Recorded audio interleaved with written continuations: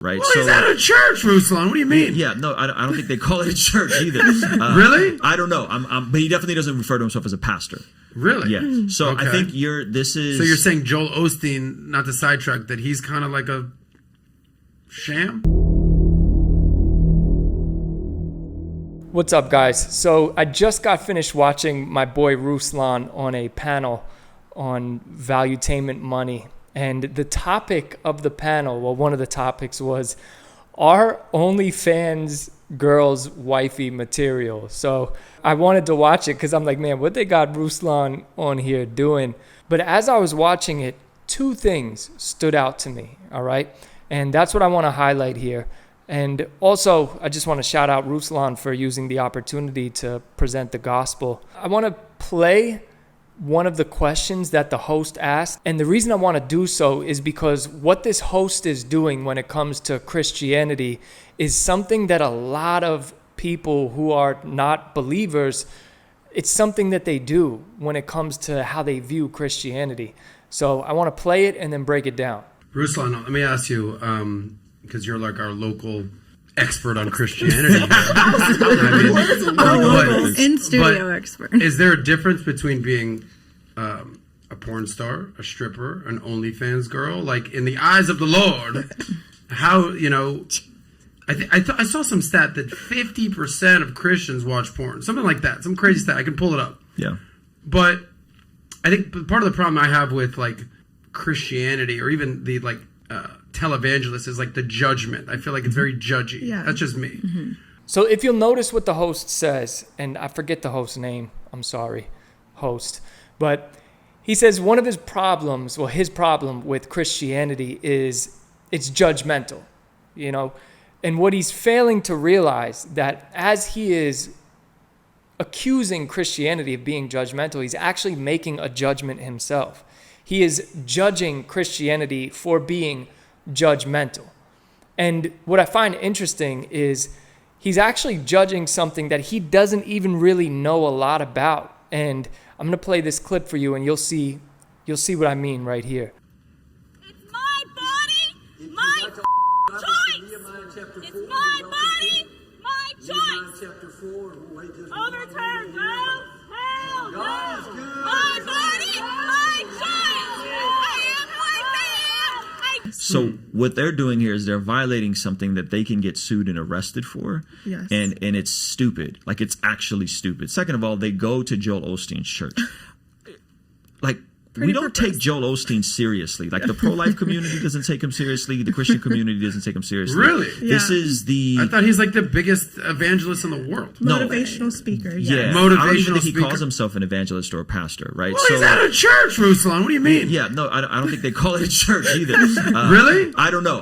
But he definitely doesn't refer to himself as a pastor. Really? Yeah. So Okay. I think this is... So you're saying Joel Osteen, not to sidetrack, that he's kind of like a sham? So notice here that when Ruslan says that Christians don't take Joel Osteen seriously, the guy is like mind blown. He's like, what? What do you mean? I thought he's like the biggest evangelist in the world. And Ruslan's like, nah, Christians don't take him seriously. Pro-lifers don't take him seriously. Like, this guy's, we don't take him seriously. And the host is mind blown. So why is this important? Well, if you refer back to the first clip. But part of the problem I have with, like, Christianity or even the, like, televangelist is like the judgment. I feel like it's very judgy. Yeah. That's just me. Mm-hmm.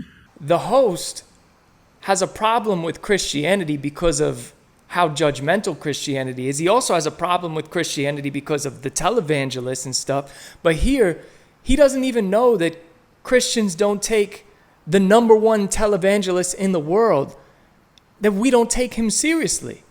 So this host is making a judgment about Christianity without even fully understanding Christianity at its core, without understanding the differences between a Joel Osteen and a real Bible-believing pastor.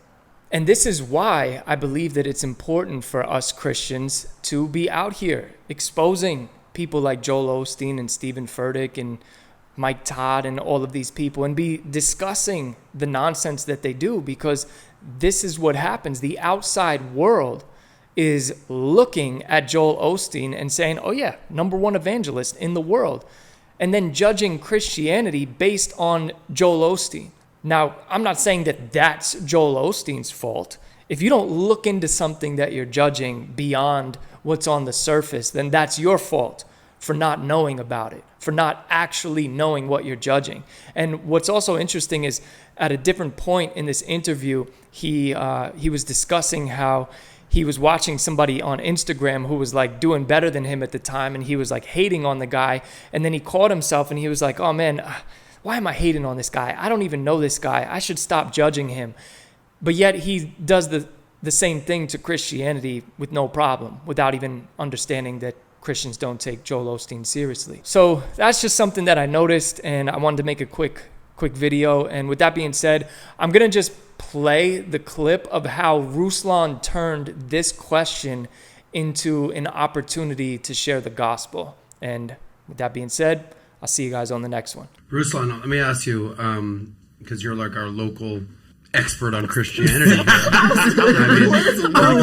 In studio expert. Is there a difference between being a porn star, a stripper, an OnlyFans girl? Like, in the eyes of the Lord, how, I saw some stat that 50% of Christians watch porn. Something like that. Some crazy stat. I can pull it up. Yeah.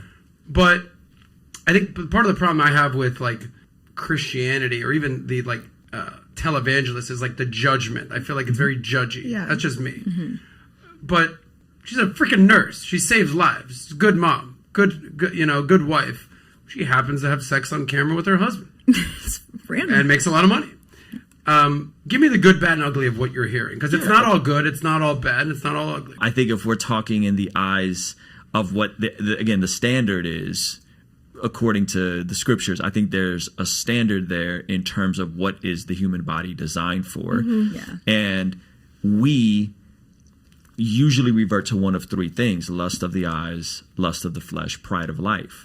So that tends to be the things that sell the easiest. Say those three things again. Lust of the eyes, lust of the flesh, the pride of life. So the lust of the eyes is sex. Lust of the flesh is I want to feel good, dopamine, food, drugs, and pride of life. I want to feel like I'm the man, right? Mm-hmm. So those types of whatever content that reinforces one of those three things is usually going to be the stuff that pops off.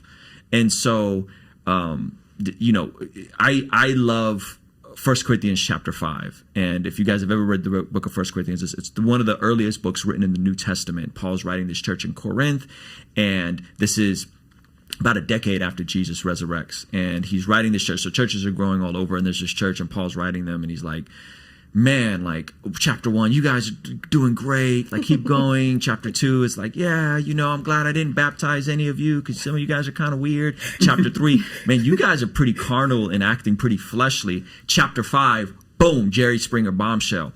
You guys are doing something that not even the pagans do. Yeah. A dude in the church has his father's wife, and you're okay with it and you're celebrating it. Okay, so anyone that's like, America's going to hell. Chapter 5 of 1 Corinthians, that's the homework, right? Gnarly stuff. So this dude is either smashing his stepmom or smashing his bio mom, and the church in Corinth knows about it. And not only do they know about it, he must have been of some stature or celebrity. They were okay with it. He was still celebrated. And Paul goes on to tell them, and he says, listen, I told you in my previous book not to associate with people that were sexually immoral. I wasn't talking about people who aren't Christians. I wasn't talking about people in the world.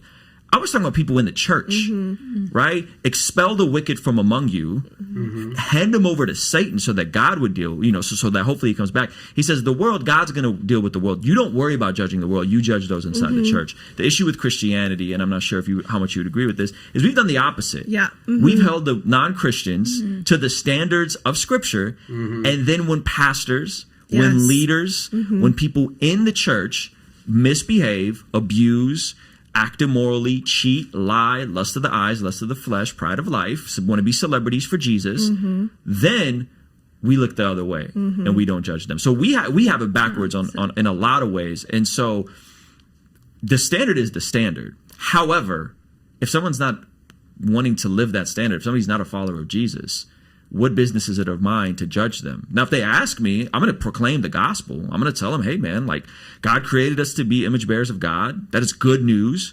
sin enters the picture, we screw it up. It doesn't take a rocket scientist to look out in the world and say, there's some evil stuff. I got some issues with me. And according to Jesus' standard, you look at a woman lustfully, you've committed adultery. You hate your brother, you've committed murder. You'll give an account for every unwholesome word that's came out of your mouth. The bar is set so high that it's not about behavior modification. It's not about do and keep these rules. It's about whether me, you, any of us, we don't rise up to the standard. God is too holy and too good. So what does God do? God, being a good, loving God, sends Jesus to live the life we couldn't live, to die the death we should have died on the cross, rises on the third day, and that creates a new pathway, and that is the good news, right? So it's not about like, I'm more morally superior. If I told you all my dirty laundry and all the stuff I've been through, I'm a scumbag, man. Like it's but for the grace of God, there go I, right? Like so, it's not a moral superiority complex. It's saying, man, we're all jacked up, but I place my faith in Jesus, and when I place my faith in Jesus, something supernatural happened. All of a sudden, the things I used to love, porn, sexual immorality, hooking up with girls in high school, I felt very conflicted and convicted about those things. And all the things I used to hate, church, reading the Bible, right? Being around Christians, who I used to hate being around Christians. All of a sudden I started being drawn to those things. Something supernaturally happened in my heart. I think that is the good news. And so I think what happens is, though, that's never really fully articulated. And then we go on and we're projecting something. And a lot of times it is that we struggle with something, so we project it on the world, and the world is like, dude, I didn't sign up to follow your Jesus. Yeah. You know, and I do believe that faith in Jesus leads to ultimate flourishing. I do believe that is the best way to live, not as like a prosperity gospel, but as in like your heart will be changed and you will enjoy more contentment and joy. So I do believe that. So. All right, hold on 1 second. I'm so glad that you're still here. What I need you to do is just share this video with one person. Like literally just copy the link and text it to somebody that you feel should see this video. Send it to them right now. And if you really enjoyed this content, consider subscribing. And if you really enjoyed it, consider being a Patreon supporter. Thank you so much for being here. I'll see you on the next one. Check out these videos right here.